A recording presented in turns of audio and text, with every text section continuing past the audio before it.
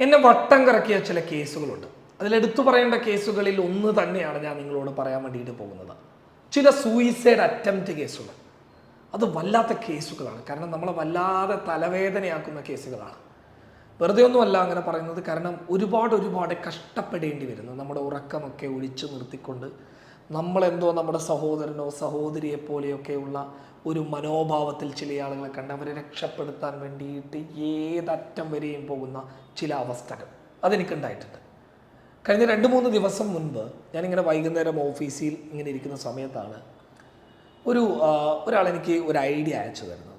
അപ്പോൾ ആ ഐഡി പരിശോധിച്ചപ്പോൾ എനിക്ക് മനസ്സിലാക്കാൻ വേണ്ടിയിട്ട് സാധിച്ചത്, ഒരു യുവാവ് 20-22 വയസ്സ് മാത്രം പ്രായമുള്ള, അയാളുടെ പേരും പറയുന്നില്ല, അയാൾ കുറച്ച് സ്റ്റോറി ഇട്ടിട്ടുണ്ട് ഇൻസ്റ്റാഗ്രാം ഐഡിയിൽ. അപ്പോൾ എൻ്റെ ഇൻസ്റ്റാഗ്രാമൊക്കെ ഫോളോ ചെയ്യുന്ന ആളുകൾക്കൊക്കെ ഈ വിഷയം അറിയാം. ഫേസ്ബുക്കിൽ സ്റ്റോറി കാണുന്ന ആളുകൾക്കും ഈ വിഷയം അറിയാം. അറിയാത്തവർക്ക്, അത് മാത്രമല്ല അറിഞ്ഞവരാണെങ്കിൽ പോലും കുറച്ച് കാര്യങ്ങൾ എനിക്കതിൽ പറയാനുണ്ട് ആ സംഭവങ്ങളെ കുറിച്ചിട്ട്.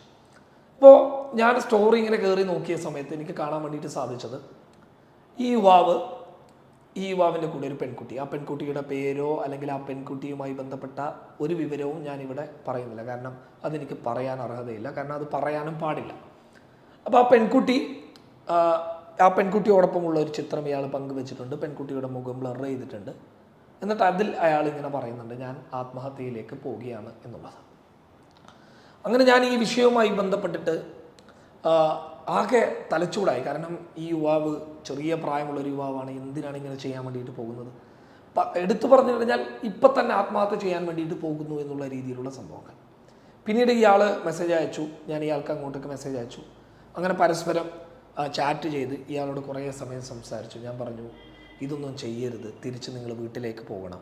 ഈ പറയപ്പെടുന്ന ആൾ ഈ പെണ്ണിനെ കാണാൻ വേണ്ടിയിട്ട് കേരളത്തിൻ്റെ വടക്കേ അറ്റത്തേക്ക് വന്നിരിക്കുകയായിരുന്നു. അപ്പോൾ ഞാൻ പറഞ്ഞു, ഇതൊന്നും ഒരു കാരണവശാലും ഒത്തുപോകില്ല. അതിനുള്ള ഒരുപാട് കാരണങ്ങളുണ്ട്. കാരണം ഈ പറയപ്പെടുന്ന പെൺകുട്ടിക്ക് പ്രായപൂർത്തിയായിരുന്നില്ല ഇയാൾ പ്രണയിക്കുന്ന സമയത്ത്. അങ്ങനെ ആ പെൺകുട്ടിയുടെ വീട്ടുകാർ ഇയാൾക്കെതിരെ കേസ് കൊടുക്കുകയും ഇയാൾ പോക്സോ കേസിൽ 64 ദിവസം അകത്ത് പോവുകയും ചെയ്തു. പ്രണയ കേസാണ്, പക്ഷേ ഇയാൾ അകത്ത് പോവുകയും ചെയ്തു. അതിനേക്കാൾ എടുത്തു പറയേണ്ട ഒരു പ്രധാനപ്പെട്ട കാര്യം എന്ന് പറയുന്നത്, ഇയാളൊരു മതവിശ്വാസിയാണ്, മറ്റേ ആളൊരു മതവിശ്വാസിയാണ്. അപ്പോൾ നമുക്ക് അതിൻ്റെ ഗൗരവം എത്രത്തോളം ഉണ്ടാകും എന്നുള്ളത് നമുക്ക് മനസ്സിലാക്കാൻ പറ്റുന്ന കാര്യമേ ഉള്ളൂ. കാരണം ഈ പറയപ്പെടുന്ന വ്യക്തിയോ അല്ലെങ്കിൽ ആ പറയപ്പെടുന്ന ആളോ ചിലപ്പോൾ പരസ്പരം ഇഷ്ടപ്പെട്ടിട്ടുണ്ടാകാം. പക്ഷെ ആ ഇഷ്ടപ്പെടുന്നതിന് മുൻപ് ഇവർ ആലോചിക്കണമായിരുന്നു, ഞങ്ങൾ 2 മതത്തിൽപ്പെട്ട ആളുകളാണ്, ഞങ്ങൾ പരസ്പരം ഇഷ്ടപ്പെടാൻ ശ്രമിച്ചു കഴിഞ്ഞാലും അതിൽ നിന്ന് വീട്ടുകാരുടെ എതിർപ്പുകൾ ഉണ്ടാകും. കാരണം ഈ പെൺകുട്ടിക്ക് പ്രായപൂർത്തിയായിട്ടില്ല. പ്രായപൂർത്തിയായി കഴിഞ്ഞിരുന്നുവെങ്കിൽ 2 ആളുടെ ഇഷ്ടപ്രകാരം സ്വാഭാവികമായിട്ടും രജിസ്റ്റർ മാരേജ് പോലെയുള്ള പരിപാടികളൊക്കെ നടക്കും. പക്ഷേ ഈ വിഷയങ്ങളിലൊന്നും എനിക്ക് ഇടപെടാൻ പറ്റില്ല എന്നുള്ളത് ഞാൻ ആ പറയുന്ന ചെറുപ്പക്കാരനോട് പറഞ്ഞു. മറിച്ച് അവനോട് വളരെ ക്ലിയർ ആയിട്ട് പറഞ്ഞു, ഇതൊരു ആത്മഹത്യയിലേക്ക് പോകരുത്. എന്നിട്ട് അവൻ എനിക്ക് ഉറപ്പും നൽകി. അതിൻ്റെ ഓഡിയോ കാര്യങ്ങളൊക്കെ എൻ്റെ കയ്യിലുണ്ട്. അപ്പോൾ സംസാരിച്ച് നോക്കുമ്പോൾ ചെക്കനാളൊരു നിഷ്കളങ്കനായിട്ടുള്ളൊരു ചെക്കനായിട്ടാണ് അല്ലെങ്കിൽ ഒരു പയ്യനായിട്ടാണ് എനിക്ക് തോന്നിയിട്ടുള്ളത്. അങ്ങനെ കുറച്ച് കഴിഞ്ഞിട്ട് ഞാൻ വിചാരിച്ചു അവന് റിക്കവറായി എന്നുള്ള രീതിയിൽ ഞാൻ ഇങ്ങനെ സമാധാനമായിട്ട് ഇങ്ങനെ നിൽക്കുമ്പോൾ കുറച്ച് കഴിയുമ്പോൾ കുറച്ച് വീഡിയോസ് എൻ്റെ ഫോണിലേക്ക് വരാൻ. അപ്പോൾ ആ വീഡിയോസിലുള്ള അയാളുടെ മുഖമോ അയാളുടെ പേരോ ഞാൻ കാണിക്കുന്നില്ല, അതും ബ്ലർ ചെയ്തിട്ട് തന്നെ ഞാൻ കാണിച്ചു തരാം. അയാൾ എനിക്ക് കുറച്ച് ചിത്രങ്ങൾ അയച്ചു തരാം, കുറച്ച് വീഡിയോസും ചില മരണമൊഴികൾ. അതായത് എൻ്റെ മരണത്തിന് ഇന്ന ആളാണ്, ഇന്ന പെണ്ണാണ് കാരണം എന്ന് പറഞ്ഞുകൊണ്ട് അയാൾ എനിക്ക് അയച്ചു തരും. ഞാനിത് കണ്ടപ്പോൾ തന്നെ ആകെ ഷോക്കായിപ്പോയി. കാരണം ഇയാൾ കഴുത്തിൽ ഇങ്ങനെ ഒരു കയറിട്ടിട്ടുണ്ട്, അല്ലെങ്കിൽ ഷോൾ ഇട്ടിട്ടുണ്ട്. അങ്ങനെ ഇയാൾ അവിടെ നിന്ന് അയച്ചു തരികയാണ്. നിങ്ങൾ എൻ്റെ അവസ്ഥ ഒന്ന് ആലോചിച്ച് നോക്കുക.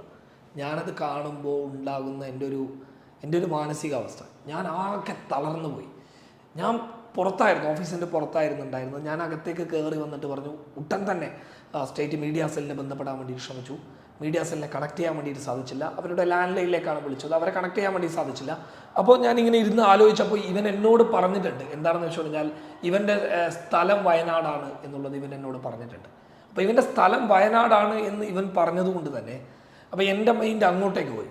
ഞാൻ ഉടൻ തന്നെ വയനാട് സൈബർ സെല്ലായിട്ട് കോൺടാക്ട് ചെയ്തു. അവരുമായിട്ട് നിരന്തരം സഹകരിച്ചു. ഞാൻ പറഞ്ഞു, ഇമ്മീഡിയറ്റ്ലി പറയപ്പെടുന്ന വ്യക്തിയുടെ ലൊക്കേഷൻ എടുക്കണം, ഈ പറയപ്പെടുന്ന വ്യക്തിയുടെ ലൊക്കേഷൻ എടുത്തിട്ട് ഇമ്മീഡിയറ്റ്ലി പോലീസ് അങ്ങോട്ടേക്ക് പോകണം.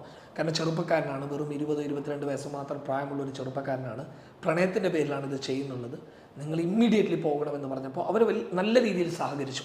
വയനാട് സൈബർ സെല്ലിനെ കുറിച്ചിട്ട് എനിക്ക് ഒരുപാട് നല്ല കാര്യങ്ങൾ പറയാനുണ്ട്. കാരണം അവർ നല്ല രീതിയിൽ സഹകരിച്ചു.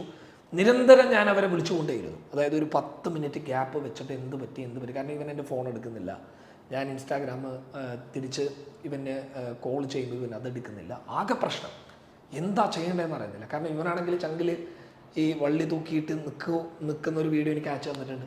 അപ്പോൾ യാതൊരു തരത്തിലും ഒന്നും സംഭവിക്കുന്നില്ല. പക്ഷേ ഇവൻ്റെ ഒരു സ്റ്റോറി വന്നു. ആ സ്റ്റോറിയിൽ ഈ പെൺകുട്ടിയുടെ ബ്ലർ ചെയ്തിരുന്ന ഫോട്ടോ ഒഴിവാക്കിയിട്ട് പിന്നീട് മുഖം കാണിച്ചുകൊണ്ടുള്ള ഫോട്ടോ തന്നെ ഇട്ടു. അപ്പോൾ ഇതൊക്കെ ഇവന് നിയമപരമായിട്ട് കുറേ പ്രശ്നങ്ങൾ ഉണ്ടാക്കുന്ന കാര്യമാണ്. കാരണം ഓൾറെഡി ഇവനെതിരെ പോക്സോ കേസുണ്ട്. അപ്പോൾ ജാമ്യോപാധികളൊക്കെ ലംഘിക്കുന്ന പരിപാടികളാണ് ഇവൻ ചെയ്തത്. ഞാൻ വളരെ മാന്യമായിട്ട് പറഞ്ഞു കൊടുത്തു, ഒഴിവാക്കുക. കാരണം നിങ്ങൾക്ക് ആ പെൺകുട്ടിക്ക് പ്രായപൂർത്തിയായിട്ടില്ല, അതുമാത്രമല്ല 2 മതങ്ങൾ തമ്മിലുള്ള വിഷയങ്ങളൊക്കെ ആകും. ഇതിനിടയിൽ നിന്നുകൊണ്ട് എനിക്ക് ഇടപെടാൻ വേണ്ടിയിട്ട് പറ്റില്ല. കാരണം ഇത് 2 പേര് തീരുമാനിക്കേണ്ട കാര്യമാണ്. ആ പെൺകുട്ടിക്ക് നിന്നെ വേണ്ട എങ്കിൽ പിന്നെന്തിനാണ് നീ ആ പെൺകുട്ടിയുടെ പുറകെ പോകുന്നത് എന്നുള്ളത് ഞാൻ 1000 വട്ടം അവനോട് ചോദിച്ചു. പക്ഷേ ഒരു തരത്തിലും അവൻ എന്ത് ചെയ്യാൻ പറ്റുന്നില്ല. അവൻ ഈ പറയുന്ന കാര്യങ്ങളൊന്നും കേൾക്കാതെയാണ് ഈ പറയുന്ന പരിപാടി ചെയ്തത്. അങ്ങനെ അവസാനം വയനാട് മീഡിയ സെൽ എന്നോട് പറഞ്ഞു, മൊബൈൽ നമുക്ക് ലൊക്കേഷൻ എടുക്കാൻ വേണ്ടിയിട്ട് പറ്റുന്നില്ല എന്ന് സൈബർ സെല്ല് പറഞ്ഞു. മീഡിയ സെല്ലല്ല, വയനാട് സൈബർ സെല്ല്. അപ്പം ഞാൻ ആകെ ടെൻഷനായി. കാരണം എന്ത് സംഭവിച്ചു? നിങ്ങൾ എൻ്റെ ഒരു മാനസികാവസ്ഥ ആലോചിച്ച് നോക്കുക. കാരണം ഞാൻ എൻ്റെ ഒരു സഹോദരനെ പോലെ കാണുകയാണ്. എങ്ങനെയെങ്കിലും ഇവനെ രക്ഷിക്കണം എന്നുള്ളത് ഞാൻ എൻ്റെ ഓഫീസിലുള്ള സഹപ്രവർത്തകരോടൊക്കെ ഇങ്ങനെ പറഞ്ഞുകൊണ്ടുണ്ട്. ആകെ ടെൻഷനാണ് ഞാൻ, അസ്വസ്ഥത. അന്ന് എനിക്കാണെങ്കിൽ വേറെ പല ടെൻഷനുണ്ട്. പക്ഷെ അപ്പോഴും ഞാനിവൻ ഇങ്ങനെ മെസ്സേജ് അയച്ചുകൊണ്ടിരിക്കുകയാണ്, മോനെ ചെയ്യല്ലടാ, ഞാൻ നിൻ്റെ കൂടെ ഉണ്ട്, നീ ടെൻഷൻ ആവണ്ട എന്നുള്ളതൊക്കെ ഇവനോട് പറയുന്നുണ്ട്. അങ്ങനെ അവസാനം വയനാട് സൈബർ സെൽ എന്നെ വിളിച്ചിട്ട് പറഞ്ഞു, അയാളെ ലൊക്കേഷൻ ഞങ്ങൾക്ക് കിട്ടിയിട്ടുണ്ടെന്ന് പറഞ്ഞു. അപ്പോൾ എനിക്ക് ആശ്വാസമായി. അപ്പോൾ ഇന്ന സ്ഥലത്തെ ഇന്ന ഇടത്താണ് ഇയാളുടെ ലൊക്കേഷൻ എന്ന് പറയുകയും ആ സ്റ്റേഷൻ പരിധിയിലേക്ക് വയനാട് സൈബർ സെല്ല് വിളിക്കുകയും ആ സ്റ്റേഷൻ പരിധിയിൽ നിന്നുള്ള പോലീസുകാർ ഇയാളുടെ വീട്ടിലേക്ക് പോയി. അപ്പോൾ ഇയാളുടെ വീട്ടിലേക്ക് പോയപ്പോൾ ഇയാളിങ്ങനെ തൂങ്ങി നിൽക്കുന്നത് കുറച്ച് സമയം എന്താ വീട്ടിനകത്ത് നിന്ന് വിളിച്ചു കേൾക്കാത്തതുകൊണ്ട് തന്നെ വീട്ടുകാരകത്ത് കയറിയിട്ട് ഇവനിങ്ങനെ തൂങ്ങി നിൽക്കുന്ന സമയത്ത് തന്നെ അവർ രക്ഷപ്പെടുത്തിയത് കൊണ്ട് അവൻ രക്ഷപ്പെട്ട് നിൽക്കായിരുന്നു. അതായത് അവന് ആ സമയത്തുള്ളൊരവസ്ഥയിലായിരുന്നു. അതായത് അവനെ അവിടെ നിന്ന് ഇറക്കിയിട്ട് ഇങ്ങനെ നിൽക്കുന്ന സമയത്താണ് അവിടെ പോലീസ് എത്തുന്നത്. അങ്ങനെ പോലീസ് അവിടെ എത്തി. പിന്നീട് പോലീസും വീട്ടുകാരും മറ്റുള്ള കാര്യങ്ങളൊക്കെ സംസാരിച്ചതിന് ശേഷം ഇവന് വേണ്ട കാര്യങ്ങളൊക്കെ ചെയ്തു കൊടുത്തിട്ട് ആ വിഷയം അവിടത്തേക്ക് അവസാനിച്ചു. അപ്പം ഞാൻ ഈ സംഭവങ്ങൾ അറിഞ്ഞപ്പോൾ എനിക്ക് സന്തോഷമായി. ഞാൻ വയനാട് സൈബർ സെല്ലിനെ അഭിനന്ദിച്ചു. അവർക്ക് അഭിനന്ദിച്ചുകൊണ്ട് സോഷ്യൽ മീഡിയയിൽ പോസ്റ്റ് ഇട്ടു. പക്ഷേ ഇപ്പോഴും ഈ പറയപ്പെടുന്ന പയ്യൻ ഞാൻ ആത്മഹത്യ ചെയ്യാൻ വേണ്ടിയിട്ട് പോവാണ് എന്ന് പറഞ്ഞുകൊണ്ടേയിരിക്കുക. അപ്പോൾ അവൻ്റെ അമ്മയോട് ഞാൻ സംസാരിച്ചു. അപ്പോൾ അവൻ്റെ അമ്മയോട് സംസാരിച്ചപ്പോൾ അവൻ്റെ അമ്മ വളരെ വേദനയോട് കൂടിയിട്ട് കാര്യങ്ങൾ പറഞ്ഞു. അതൊരു പാവമാണ്. കാരണം അമ്മ ഒരുപാട് കഷ്ടപ്പെടുകയാണ്. അപ്പോൾ ഇവൻ ചിലപ്പോൾ ആത്മാർത്ഥമായിട്ട് ആ പെണ്ണിനെ സ്നേഹിച്ചിട്ടുണ്ടാകാം. ഇനി നല്ല പ്രണയമായിരിക്കാം. പക്ഷേ ആ പറയപ്പെടുന്ന കാര്യങ്ങൾക്കൊന്നും ലീഗലി നിയമപരമായിട്ടൊരു വാല്യൂ ഇല്ലാത്തൊരവസ്ഥ വരുന്നുണ്ട്. ഞാനിവിടെ ആരെയും കുറ്റപ്പെടുത്തുകയോ ആരെങ്കിലും മോശമാക്കി ചിത്രീകരിക്കുകയോ അല്ല ചെയ്യുന്നത്. മറിച്ച് നിങ്ങൾ മനസ്സിലാക്കേണ്ട ഒരു കാര്യം എന്ന് പറയുന്നത് നിങ്ങളുടെ ജീവൻ, അത് ഏതെങ്കിലും നിങ്ങളെ വേണ്ടാത്ത ആളിന് വേണ്ടിയിട്ട് നിങ്ങളുടെ ജീവൻ നഷ്ടപ്പെടുത്തുന്നതിലെ യുക്തി എന്താണ് എന്നുള്ളതാണ് എനിക്കറിയാത്തത്. നിങ്ങളെ വേണ്ട, നിങ്ങളെ ആവശ്യമില്ല എന്ന് പറയപ്പെടുന്ന ഒരു വ്യക്തിക്ക് വേണ്ടിയിട്ട് നിങ്ങൾ ജീവിതം ഇല്ലാതാക്കുന്നതിൻ്റെ യുക്തി എന്താണ്? അപ്പം നിങ്ങൾ ഇല്ലാതാക്കിയതിലൂടെ ഈ പറയപ്പെടുന്ന ആളിന് ഓൾറെഡി നിങ്ങളെ വേണ്ട. നിങ്ങളില്ലാതാവുന്നതിലൂടെ അയാൾക്കൊന്നും സംഭവിക്കാനില്ല, ഒന്നും സംഭവിക്കുന്നില്ല. നിങ്ങളത് ആലോചിച്ച് നോക്കിയേ, എന്തെങ്കിലും ഒന്നും സംഭവിക്കുന്നുണ്ടോ? ഒരു ശല്യം ഒഴിവായി. അത്രമാത്രം. നിങ്ങൾ ചിലപ്പോൾ നിങ്ങൾ ആത്മഹത്യ ചെയ്തു കഴിഞ്ഞാൽ ആ പറയപ്പെടുന്ന വ്യക്തി വല്ലാതെ വിഷമിക്കും, അതിനെ ആലോചിച്ച് കരയും, പൊട്ടിക്കരയും, അയാളുടെ ജീവിതം തന്നെ വേസ്റ്റായി പോകും എന്നുള്ള തോന്നലുകളുടെ അടിസ്ഥാനത്തിലായിരിക്കാം നിങ്ങൾ ചെയ്യുന്നത്. പക്ഷേ അവർക്കതൊന്നും ഉണ്ടാകില്ല. അത് പെണ്ണായാലും ആണായാലും ഈ പറയപ്പെടുന്ന പയ്യനായാലും എനിക്ക് പറയാനുള്ളത് അവർക്കതൊന്നും ഉണ്ടാവില്ല. മറിച്ച് ആർക്കറിയും ഉണ്ടാവുക? നിങ്ങളുടെ കുടുംബത്തിന്, നിങ്ങളുടെ അമ്മയ്ക്ക്, അച്ഛന്, നിങ്ങളുടെ സഹോദരന്മാർക്ക്, അവർ മരണപ്പെടുന്നത് വരെ അതൊരു നോവായിട്ടുണ്ടാവും. ഇങ്ങനെ നെഞ്ചിൻ്റെ അകത്ത് ഇടയ്ക്കിടയ്ക്ക് ഇങ്ങനെ കത്തും. എൻ്റെ ഉപ്പ മരണപ്പെട്ടിട്ട്, എൻ്റെ ഉപ്പ സാധാരണഗതിയിൽ പ്രായമായ മനുഷ്യന്മാരുടെ ഒരവസ്ഥയിൽ തന്നെയായിരുന്നു എൻ്റെ ഉപ്പ ഉണ്ടായിരുന്നത്. പക്ഷെ രോഗാവസ്ഥയിലാണ് മരണപ്പെട്ടത്.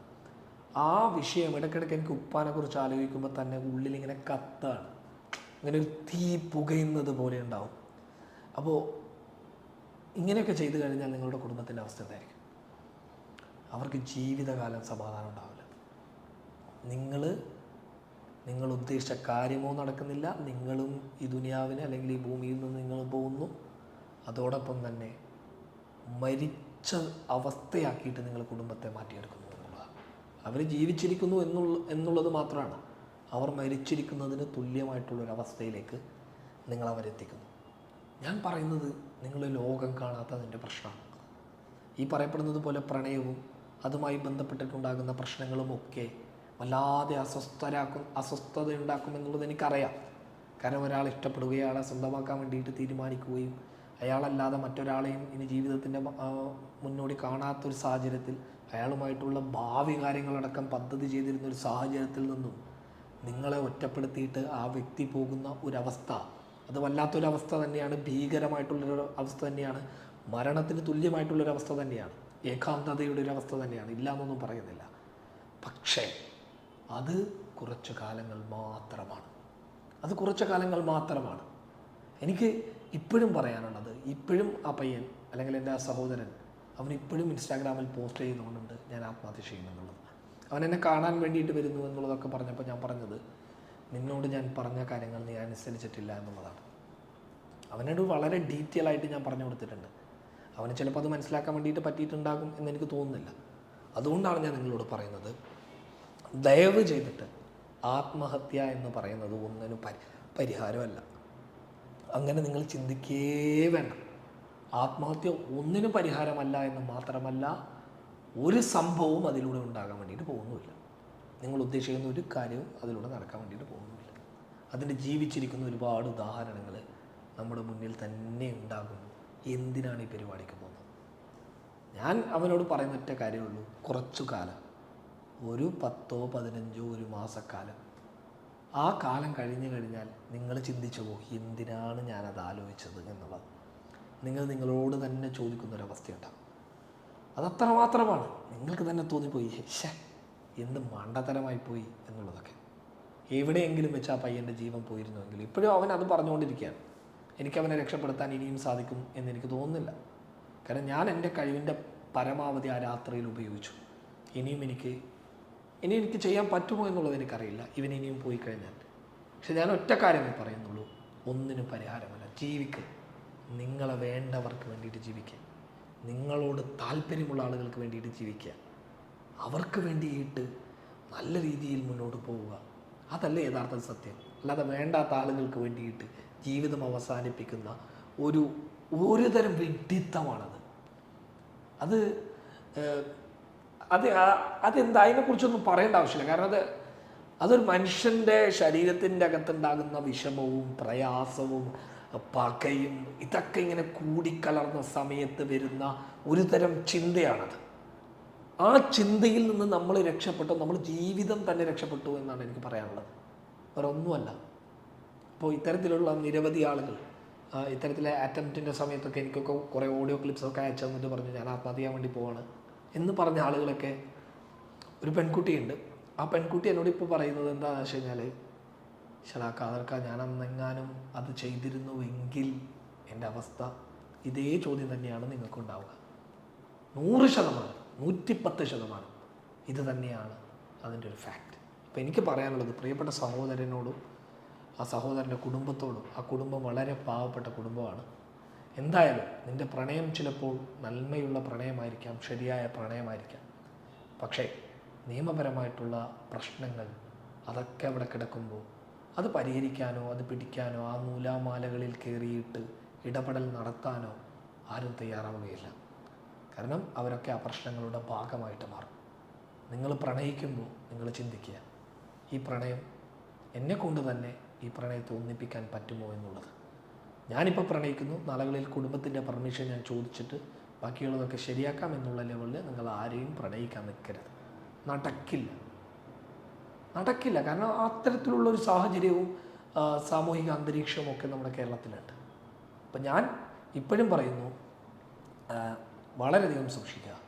പ്രായപൂർത്തിയാകാത്ത പെൺകുട്ടികളെ പ്രണയിക്കുമ്പോൾ അവരുമായിട്ട് ബന്ധങ്ങളുണ്ടാക്കുമ്പോൾ നിങ്ങൾ ശ്രദ്ധിക്കുക. ഇപ്പോഴും പറയുന്ന ആ പെൺകുട്ടിയുടെ പേരോ ഈ പറയപ്പെടുന്ന പയ്യൻ്റെ പേരോ ഞാൻ പറയുന്നില്ല, അത് പറയുകയുമില്ല, അത് പറയാൻ പാടുമില്ല. അതുകൊണ്ട് തന്നെയാണ് ഞാനത് പറയാത്തത്. എൻ്റെ ഇൻസ്റ്റാഗ്രാമിലെയും ബാക്കിയുള്ളവർക്കൊക്കെ അന്ന് ചിലപ്പോൾ അറിഞ്ഞു കാണാം. എന്നാലും ആ പെൺകുട്ടിയെ കുറിച്ചിട്ട് പറയാനേ പാടില്ല. അതിന് നിയമപരമായിട്ടുള്ള തടസ്സങ്ങളുണ്ട്. ഞാനിപ്പോഴും പറയുന്നത്, പ്രിയപ്പെട്ട സഹോദര, നല്ല രീതിയിൽ ജീവിക്കുക, നിൻ്റെ കുടുംബത്തിന് വേണ്ടിയിട്ട് മുന്നോട്ട് പോകും. നിർത്തുന്നു. News desk public Kerala.